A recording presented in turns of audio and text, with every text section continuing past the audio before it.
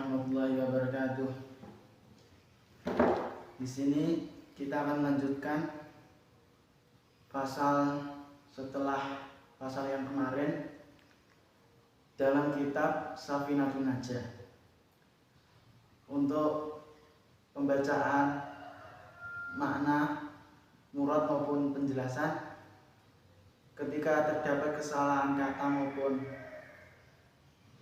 yang tidak berkenan, saya mohon maaf sebesar-besarnya dan mohon untuk memberikan saran kepada kami. Langsung saja, bismillahirrahmanirrahim. Wala musannifu rahimahullah ta'ala wa nafa'ana bihi wa bi'ulumihi wa amadana bi asrarihi wa a'ata alaina min barakatihi fid dharain amin. Bismillahirrahmanirrahim. Faslun ayyada faslun. Arkanul imani utawi pira-pira rukun iman iku sitatun ana 6.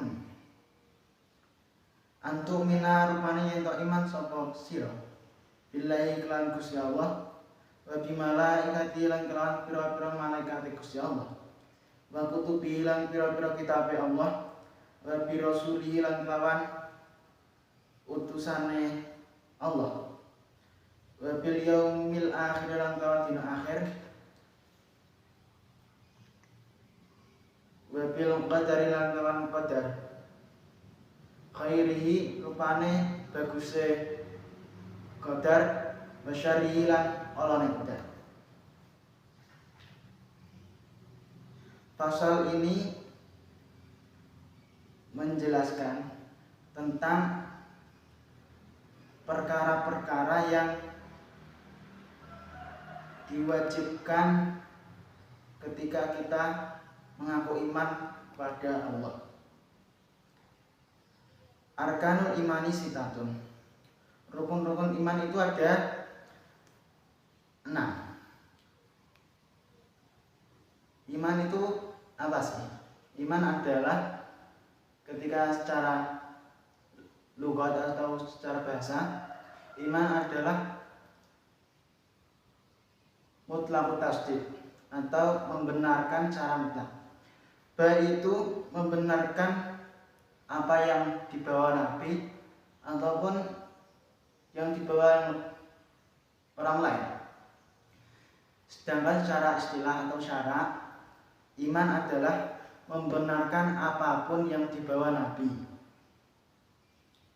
Sedangkan tingkat keimanan itu ada beberapa, dan di sini saya hanya menjelaskan 2. Yang pertama adalah iman tabligh. Iman dari orang yang mukallid, orang itu ada perinciannya. Sebelumnya, tabligh adalah atau mukallid adalah orang yang mengaku iman kepada Allah atau pada Rasul, tetapi ia tidak memiliki argumen yang kuat. Dalam artian ia hanya ikut-ikutan pada orang lain. Contoh, ketika si fulan ditanyai oleh fulanah, "Wahai fulan, apakah kau yakin bahwa Allah ada?"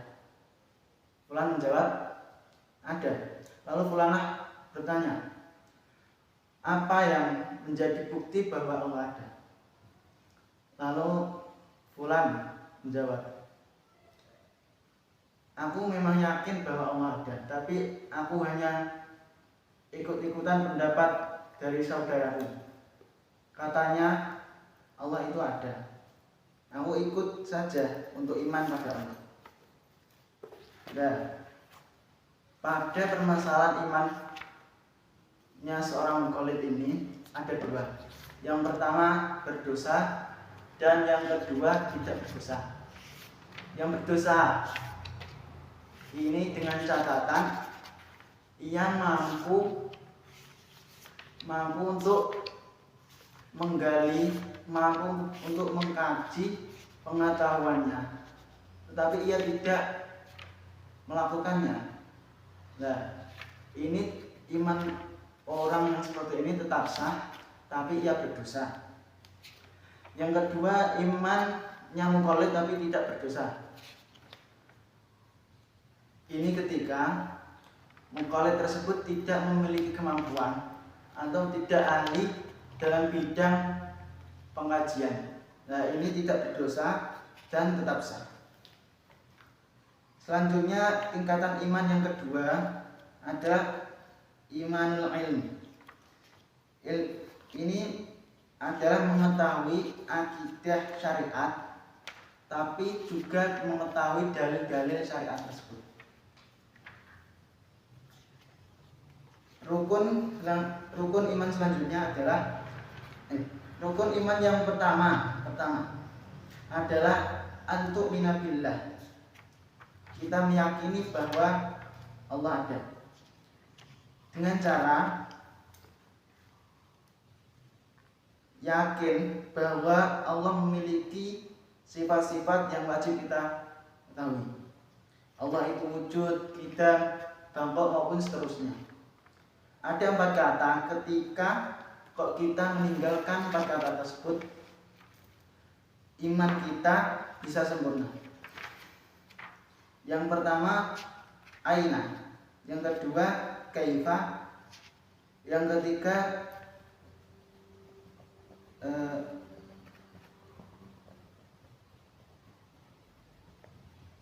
kapan, atau bahasa Arabnya, dan yang terakhir berapa. Ketika kok ada orang ditanya di mana Allah berada, maka jawaban kita Allah tidak bertempat, dan Allah adalah Allah adalah zat. Allah adalah zat yang membuat tempat. Maka dari itu Allah tidak butuh tempat. Ketika kok ada orang ditanya seperti apa wujud Allah itu, maka kita menjawab laisa kamitslihi syai'. Allah tidak seperti yang lain, karena Allah yang membuat apa-apa. Jadi kita tidak bisa menyerupakan Allah seperti hal-hal yang kita lihat saat ini. Lalu ketika kita ditanya lagi kapan Allah ada, maka kita menjawab awalun lantihaa wa akhirun awalun wa akhirun lantiha. Awal tapi tidak ada permulaannya, dan yang paling akhir tetapi tidak ada batas akhirnya.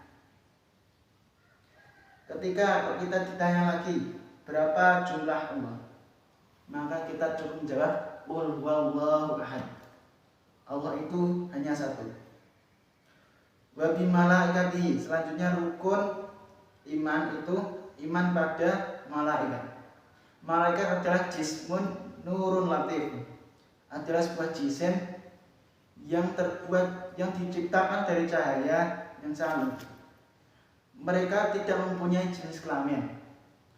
Mereka tidak laki-laki, tidak perempuan, atau bahkan transgender. Mereka juga tidak mempunyai orang tua. Beda dengan kita. Manusia dicatat semua amalnya, tetapi malaikat tidak dicatat amalnya. Mengapa demikian? Karena malaikat adalah yang mencatat amal kita. Kita dihisab amal kita, tapi mereka tidak dihisab karena mereka yang ditugasi untuk menghisab amal kita.